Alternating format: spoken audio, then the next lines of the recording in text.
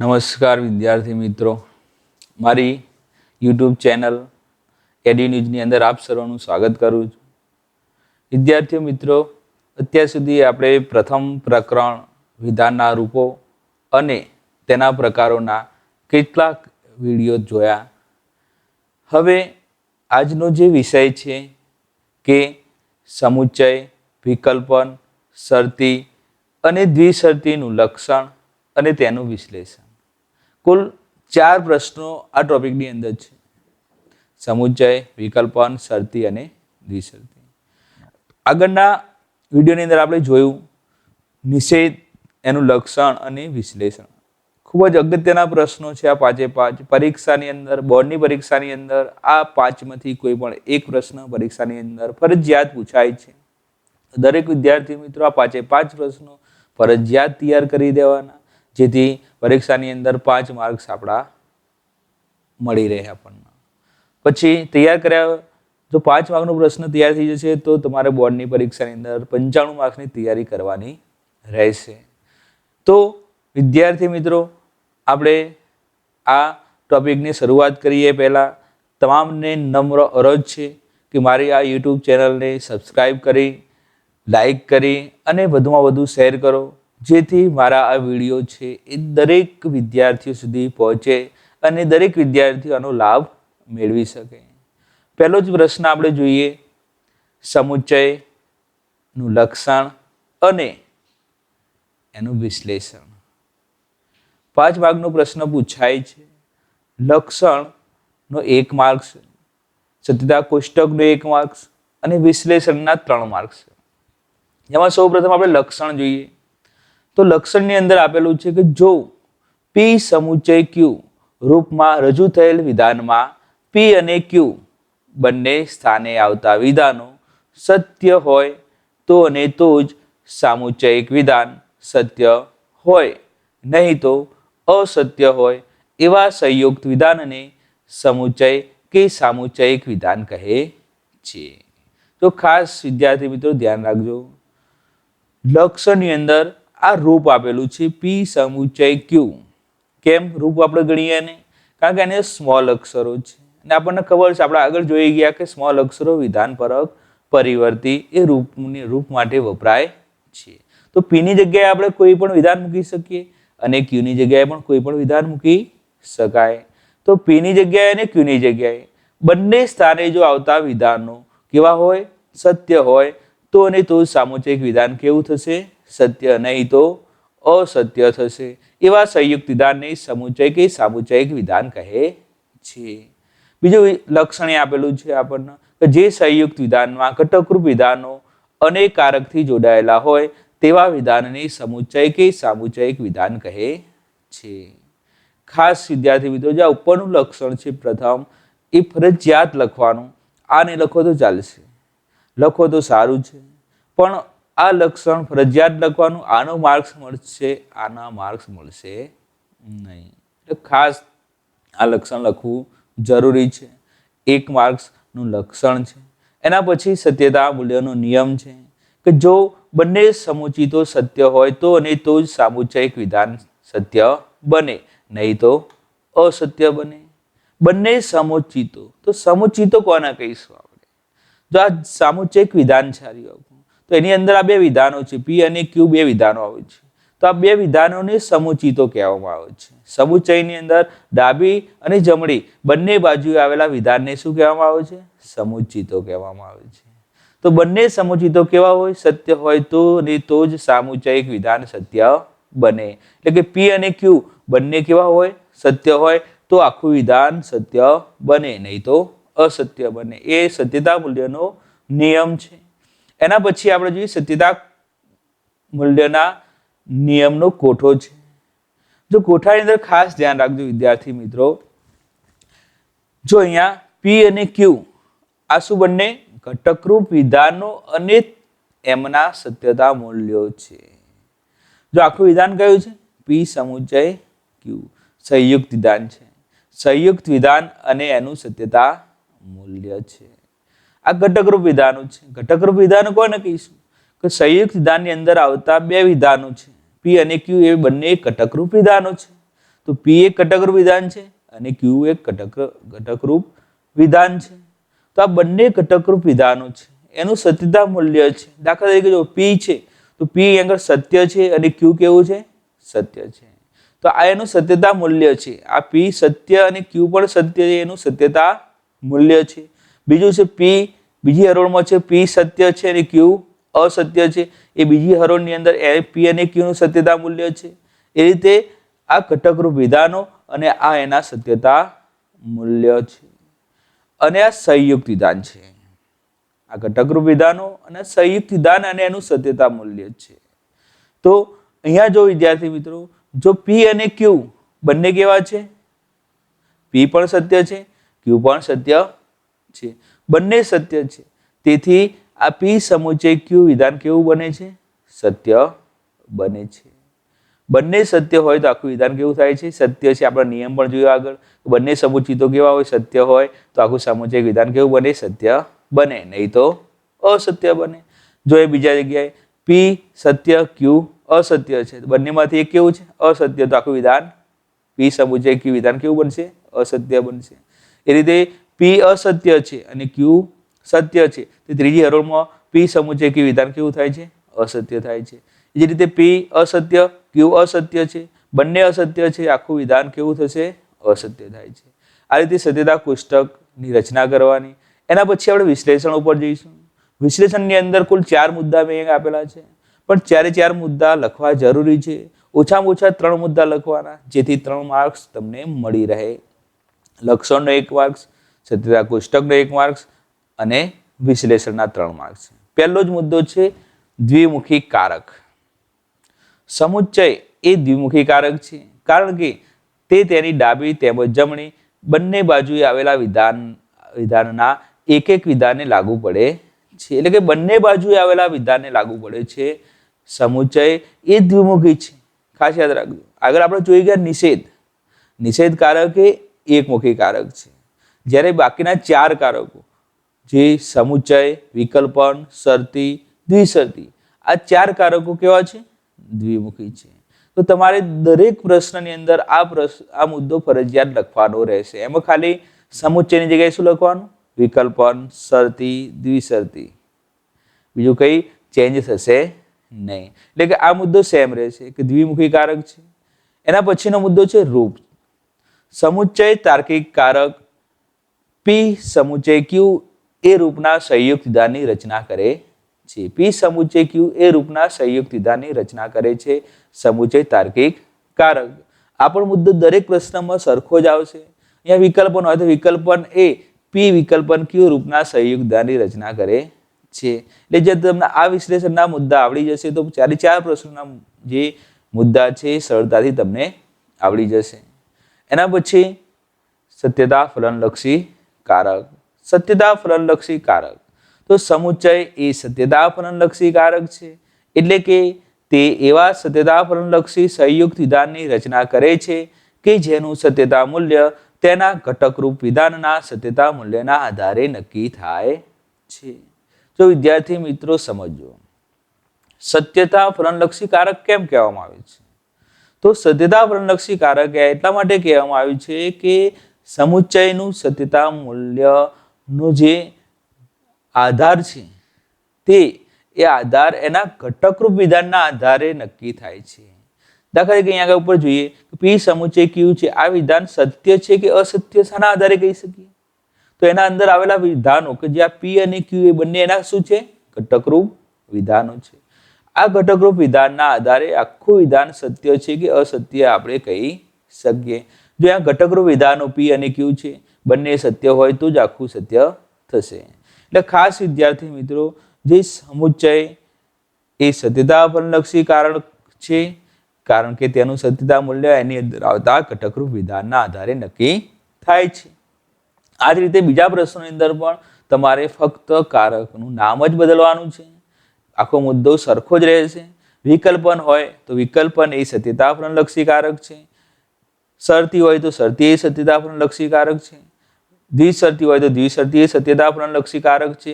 તેનું સત્યતા મૂલ્ય તેના ઘટકરૂપ વિધાનના આધારે નક્કી થાય છે. આ મુદ્દો સરખો જ રહેશે, ફક્ત અહીંયા આગળ કારકનું નામ બદલાશે. એના પછી લાસ્ટ મુદ્દો છે સમુચ્ચય કે સામુચ્ચયિક વિધાન. જો અહીંયા વિધાનની અંદર જે સમુચ્ચય કારકથી રચાતા સંયુક્ત વિધાનને, જે સમુચ્ચય કારક હોય એનાથી રચાતા સંયુક્ત વિધાનને સમુચ્ચય કે સામુચ્ચયિક વિધાન તરીકે ઓળખવામાં આવે છે. જો વિદ્યાર્થી મિત્રો આ છેલ્લો મુદ્દો છે એ પણ બધાની અંદર સરખો જ આવશે. અહીંયા સમુચ્ચય હોય તો સમુચ્ચય કે સામુચ્ચયિક વિધાન તરીકે ઓળખવામાં આવે છે. પછી વિકલ્પન હોય તો વિકલ્પન કે વૈકલ્પિક વિધાન લખવાનું, અને વિકલ્પન કારકથી રચાતા સંયુક્ત વિધાનને વિકલ્પન કે વૈકલ્પિક વિધાન તરીકે ઓળખવામાં આવે છે. શરતી વિધાન લખવાનું, દ્વિશરતી વિધાન, એ રીતે તમામ મુદ્દા સરખા આવશે. તો વિદ્યાર્થી મિત્રો આખો આ 5 માર્ક્સનો પ્રશ્ન છે. લક્ષણનો 1 માર્ક્સ, સત્યતા કોષ્ટકનો 1 માર્ક્સ, વિશ્લેષણના અંદર 3 મુદ્દા લખો, પહેલા 3 એના 3 માર્ક્સ છે. જો વિદ્યાર્થી મિત્રો આ પ્રશ્ન આપણે સમજ્યા, હવે આના પછીના જે 3 પ્રશ્નો એ સરળતાથી તમને આવડી જશે. એમાં ખાલી જોવાનું જ રહેશે.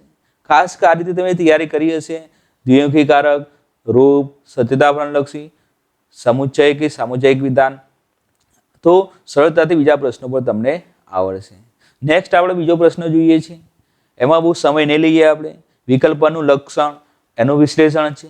એના લક્ષણની અંદર જોઈએ આપણે કે જો પી વિકલ્પન ક્યુ રૂપમાં રજૂ થયેલ વિધાનમાં પી અને ક્યુ બંને સ્થાને આવતા વિધાનો અસત્ય હોય તો અને તો જ વૈકલ્પિક વિધાન, અસત્ય હોય નહીં તો સત્ય હોય એવા સંયુક્ત વિધાનને વિકલ્પન કે વૈકલ્પિક વિધાન કહે છે. જે આપણે આગળ પ્રશ્ન જોયો એ પ્રમાણે બંને ઘટકરૂપ વિધાનો કેવા હોય, પી અને ક્યુ અસત્ય હોય તો જ આખું વિધાન અસત્ય થશે, નહીં તો સત્ય. બીજી વ્યાખ્યા આપી છે કે જે સંયુક્ત વિધાનમાં ઘટકરૂપ વિધાનો કાં તો અથવા કારકથી જોડાયેલ હોય તેવા સંયુક્ત વિધાનને વિકલ્પન કે વૈકલ્પિક વિધાન કહે છે. આ રીતે લક્ષણ લખી દેવાનું. હવે બહુ સમય નહીં લઈએ, પહેલો પ્રશ્ન આપણે સમજી ગયા છે, એ પ્રમાણે બીજા પ્રશ્નો લખવાના રહેશે. સત્યતા મૂલ્યનો નિયમ છે, જો બંને વિકલ્પનો અસત્ય હોય તો અને તો જ વૈકલ્પિક વિધાન અસત્ય બને, નહીં તો સત્ય બને. બંને વિકલ્પનો પી અને ક્યુ બંને અસત્ય હોય તો જ આખું વૈકલ્પિક વિધાન અસત્ય બનશે, નહીં તો સત્ય બનશે. સત્યતા કોષ્ટક છે, જે આપણે આગળ સમજ્યા એ પ્રમાણે છે. ઘટકરૂપ વિધાનો છે, પી અને ક્યુ બંને ઘટકરૂપ વિધાનો છે. અહીંયા સમુચ્ચયની જગ્યાએ શું આવી ગયું? વિકલ્પન આવે છે. ખાલી અહીંયા જે સત્યતા મૂલ્ય, સંયુક્ત વિધાનનું સત્યતા મૂલ્ય બદલાશે, બીજું બધું સરખું રહેશે. અહીંયા ટી 2 ટી છે, T F, F T 2 F છે, આ બધું સરખું રહેશે, ફક્ત એનું સત્યતા મૂલ્ય બદલાશે. તો વિકલ્પનનું સત્યતા મૂલ્ય શું છે? બંને વિકલ્પનો પી અને ક્યુ બંને કેવા હોય? અસત્ય હોય તો જ અસત્ય, નહીં તો શું થશે? સત્ય થશે. એના પછી આગળ વિશ્લેષણ. વિશ્લેષણની અંદર વિકલ્પન દ્વિમુખી કારક લખવાનું. દ્વિમુખી કારક છે, કેમ? કારણ કે તેની ડાબી તેમજ જમણી બંને બાજુ આવેલા એક એક વિધાનને લાગુ પડે છે. એના પછી રૂપ છે. વિકલ્પન તાર્કિક કારકનું રૂપ કેવું બને છે? પી વિકલ્પન ક્યુ એ રૂપના સંયુક્ત વિધાનની રચના કરે છે. એના પછી સત્યતા ફલનલક્ષી કારક. વિકલ્પન એ સત્યતા ફલનલક્ષી કારક છે, એટલે કે તે એવા સત્યતા ફલનલક્ષી સંયુક્ત વિધાનની રચના કરે છે કે જેનું સત્યતા મૂલ્ય તેના ઘટકરૂપ વિધાનના સત્યતા મૂલ્યને આધારે નક્કી થાય છે. એના પછી વિકલ્પન કે વૈકલ્પિક વિધાન. વિકલ્પન કારકથી રચાતું સંયુક્ત વિધાનને વિકલ્પન કે વૈકલ્પિક વિધાન તરીકે ઓળખાય છે. તો વિદ્યાર્થી મિત્રો આ બધા 4 મુદ્દા છે, સરખા જ છે, જે દરેક પ્રશ્નમાં સેમ આવે છે. ફક્ત કારકનું નામ બદલાય છે, બીજા બધા અંદર ડિટેલ્સ સરખી જ છે, એટલે આમાં વધુ આપણે સમય લેતા નથી. એના પછી આવે શરતીનું લક્ષણ અને વિશ્લેષણ. જુલાઈ 2019ની અંદર પ્રશ્ન પૂછાયેલો છે. એનું લક્ષણ જોઈએ આપણે. જો પી શરતી ક્યુ રૂપમાં રજૂ થયેલ વિધાનમાં પીને સ્થાને આવતું વિધાન અને ક્યુને સ્થાને આવતું વિધાન, પીને સ્થાને આવતું વિધાન કેવું હોય? સત્ય હોય. અને ક્યુને સ્થાને આવતું વિધાન અસત્ય હોય તો અને તો જ શરતી વિધાન અસત્ય હોય, નહીં તો સત્ય હોય એવા સંયુક્ત વિધાનને શરતી વિધાન કહે છે. સમજો અહીંયા આગળ વિદ્યાર્થી મિત્રો. શરતી જે સંયુક્ત વિધાન છે, શરતી વિધાન છે, એમાં પહેલા વિધાનને પૂર્વાંક કહેવામાં આવે છે, બીજા વિધાનને ઉત્તરાંક કહેવામાં આવે છે. તો પહેલું વિધાન કેવું હોય? સત્ય હોય. પૂર્વાંક સત્ય હોય એટલે કે પી સત્ય હોય, અને ઉત્તરાંક ક્યુ કેવું હોય? અસત્ય. પી સત્ય અને ક્યુ અસત્ય હોય તો આખું વિધાન અસત્ય થશે, નહીં તો સત્ય થશે. એની બીજી વ્યાખ્યા છે કે જે સંયુક્ત વિધાનમાં ઘટકરૂપ વિધાનો જો તો કારકથી જોડાયેલા હોય, જો તો કારકથી જોડાયેલા હોય તેવા સંયુક્ત વિધાનને શરતી વિધાન કહે છે. એનો સત્યતા મૂલ્યનો નિયમ છે. સત્યતા મૂલ્યના નિયમની અંદર જો પૂર્વાંક કેવું હોય સત્ય, એટલે કે પી શરતી ક્યુમાં પી એ પૂર્વાંક છે અને ક્યુ એ ઉત્તરાંક છે. જો પૂર્વાંક સત્ય હોય, પી સત્ય હોય અને ઉત્તરાંક અસત્ય હોય, ક્યુ અસત્ય હોય, તો અને તો જ શરતી વિધાન અસત્ય થાય, નહીં તો સત્ય થાય. એનો સત્યતા મૂલ્યનો નિયમ છે. સત્યતા કોષ્ટક ઘટકરૂપ વિધાનો અને એનું સત્યતા મૂલ્ય અહીંયા આપેલું છે. અહીંયા આપણને આ જે વિકલ્પન છે એની શરતી થઈ જશે અને આ સંયુક્ત વિધાનનું સત્યતા મૂલ્ય બદલાશે, જે આગળના કારકોની અંદર જોઈએ એ પ્રમાણે. તો આનું સત્યતા મૂલ્ય પી અને ક્યુ, પી કેવો છે સત્ય અને ક્યુ અસત્ય, પી સત્ય, બીજી હરોળ જુઓ, પી સત્ય અને ક્યુ અસત્ય હોય તો જ આખું વિધાન કેવું થશે અસત્ય, નહીં તો સત્ય થશે. વિશ્લેષણની અંદર જોઈએ, વિશ્લેષણમાં પ્રથમ મુદ્દો છે કે શરતી એ કયું કારક છે દ્વિમુખી કારક. શરતી એ દ્વિમુખી કારક છે કારણ કે તે તેની ડાબી તેમજ જમણી એમ બંને બાજુએ આવેલા એક એક વિધાનને લાગુ પડે છે. બીજો મુદ્દો એનું રૂપ, શરતી એ તાર્કિક કારક, પી શરતી ક્યુ એ રૂપના સંયુક્ત વિધાનની રચના કરે છે. ત્રીજો મુદ્દો સત્યતા પ્રણલક્ષી કારક. શરતી એ સત્યતા પ્રણલક્ષી કારક છે, એટલે કે તે એવા સત્યતા પ્રણલક્ષી સંયુક્ત વિધાનની રચના કરે છે કે જેનું સત્યતા મૂલ્ય તેના ઘટકરૂપ વિધાનના સત્યતા મૂલ્યને આધારે નક્કી થાય છે. એના પછી આવે શરતી વિધાન. શરતી કારકથી રચાતા સંયુક્ત વિધાનને શરતી વિધાન તરીકે ઓળખવામાં આવે છે. એના પછી આપણે નવા પ્રશ્ન પર જઈશું. દ્વિશરતીનું લક્ષણ અને વિશ્લેષણ જુલાઈ 2018ની અંદર પ્રશ્ન પૂછાયેલો છે. પહેલું જ આપણે જોઈએ લક્ષણ. જો પી દ્વિશરતી ક્યુ રૂપમાં રજૂ થયેલ વિધાનમાં પી અને ક્યુ બંને સ્થાને આવતા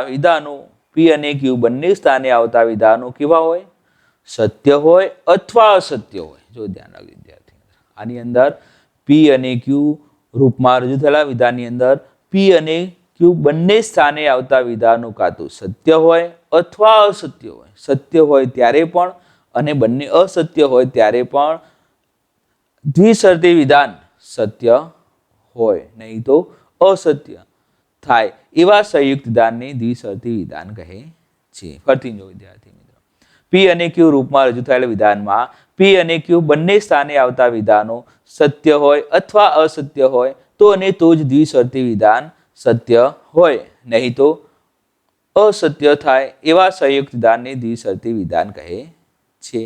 અને બીજી વ્યાખ્યા છે કે જે સંયુક્ત વિધાનમાં ઘટકરૂપ વિધાનો જો તો અને તો જ કારકથી જોડાયેલા હોય તેવા સંયુક્ત વિધાનને દ્વિશરતી વિધાન કહે છે. એનો સત્યતા મૂલ્યનો નિયમ છે કે જો બંને સ્થાને આવતા વિધાનો સત્ય હોય અથવા અસત્ય હોય તો અને તો જ દ્વિશરતી વિધાન સત્ય હોય, નહીં તો અસત્ય થાય એવા સંયુક્ત વિધાનને દ્વિશરતી વિધાન કહે છે. એના પછી આપણે જોઈએ તો સત્યતા મૂલ્યના નિયમનો જે કોઠો છે. કોઠાની અંદર ખાસ ધ્યાન રાખજો, આ બધું જે ઘટકરૂપ વિધાનો છે સેમ આવશે, ફક્ત બદલાશે સંયુક્ત વિધાન અને એનું સત્યતા મૂલ્ય. અહીંયા દ્વિશરતી છે તો દ્વિશરતીની અંદર બંને ઘટકરૂપ વિધાનો કેવા હોય કાં તો સત્ય હોય અથવા અસત્ય. તો પી અને ક્યુ બંને કેવા છે, પહેલી હરોળમાં સત્ય છે અને છેલ્લી હરોળમાં અસત્ય છે. બંને સત્ય હોય અથવા અસત્ય હોય તો જ આખું વિધાન સંયુક્ત દ્વિશરતી ક્યુ સંયુક્ત વિધાન કેવું થશે સત્ય થશે, નહીં તો અસત્ય થશે. એના પછી વિશ્લેષણની અંદર જઈએ તો વિશ્લેષણની અંદર પહેલો જ મુદ્દો દ્વિમુખી કારક છે. દ્વિશરતી એ દ્વિમુખી કારક છે કારણ કે તે તેની ડાબી તેમજ જમણી બંને બાજુએ આવેલા એક એક વિધાનને લાગુ પડે છે. એના પછી રૂપ, દ્વિશરતી તાર્કિક કારક પી દ્વિશરતી ક્યુ એ રૂપના સંયુક્ત વિધાનની રચના કરે છે. એના પછી સત્યતા પ્રણલક્ષી કારક. તો દ્વિશરતી એ સત્યતા પ્રણલક્ષી કારક છે, એટલે કે એ એવા સત્યતા ફલનલક્ષી સંયુક્ત વિધાનની રચના કરે છે કે જેનું સત્યતા મૂલ્ય તેના ઘટકરૂપ વિધાનના સત્યતા મૂલ્યને આધારે નક્કી થાય છે. છેલ્લો મુદ્દો છે દ્વિશરતી વિધાન. દ્વિશરતી કારકથી રચાતું સંયુક્ત વિધાન દ્વિશરતી વિધાન તરીકે ઓળખાય છે. તો વિદ્યાર્થી મિત્રો, આપણે આજે 4 પ્રશ્નો જોયા.